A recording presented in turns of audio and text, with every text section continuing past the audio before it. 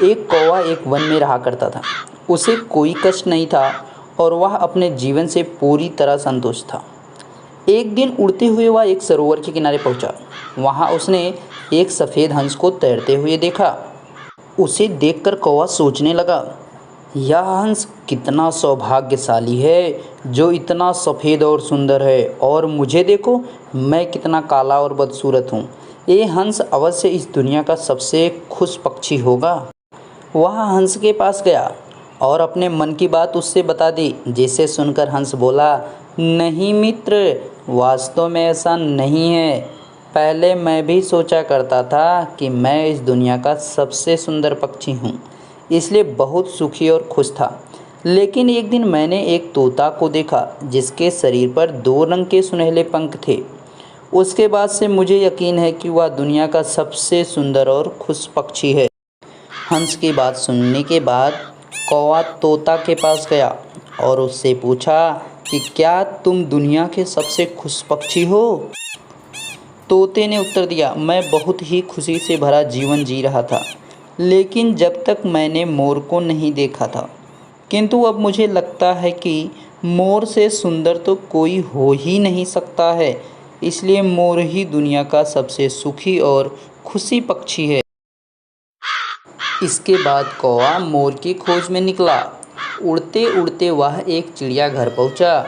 वहां उसने देखा कि मोर एक पिंजरे में बंद है और उसे देखने के लिए बहुत सारे लोग जमा हैं।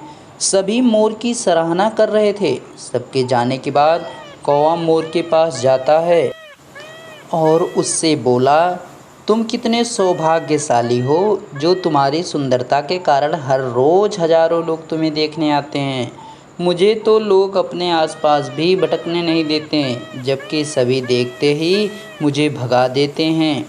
इसलिए तुम दुनिया के सबसे खुश पक्षी हो, ऐसा मुझे लगता है। कौवे की बात सुनकर मोर उदास हो गया। वह बोला, मित्र, मुझे भी अपनी सुंदरता पर बड़ा गुमान था। मैं सोचा करता था कि मैं इस दुनिया का क्या, बल्कि पूरे ब्रह्मांड का सबसे सुंदर पक्षी हूँ, इसलिए खुश भी था। लेकिन मेरी यही सुंदरता मेरी शत्रु बन गई और मैं चिड़ियाघर में बंद हूँ। यहाँ आने के बाद, इस पूरे चिड़ियाघर का अच्छी तरह मुआयना करने के बाद मैं इस नतीजे पर पहुँचा हूँ कि कौवा ही एक ऐसा पक्षी है जो इस चिड़ियाघर में कैद नहीं है। इसलिए पिछले कुछ दिनों से मैं सोचने लगा हूँ कि काश मैं कौवा होता तो कम से कम आज़ादी से बाहर घूम सकता, और तब मैं इस दुनिया का सबसे सुखी और खुश पक्षी होता। तो इस कहानी से हमें क्या सीख मिलती है? हम हमेशा दूसरों को देखकर व्यर्थ ही स्वयं की तुलना उनसे करने लगते हैं और दुखी हो जाते हैं। भगवान ने सबको अलग बनाया है और अलग गुण दिए हैं। हम उसका महत्व नहीं समझते और दूसरों को देखकर दुखी हो जाते हैं। इसलिए जो दूसरों के पास है उसे देखकर जलने के बजाय हमें हमारे पास जो है उसके साथ खुश रहना सीखना चाहिए। खुशी बाहर ढूंढने से नहीं मिलती है, वह तो हमारे अंदर ही छिपी हुई होती है।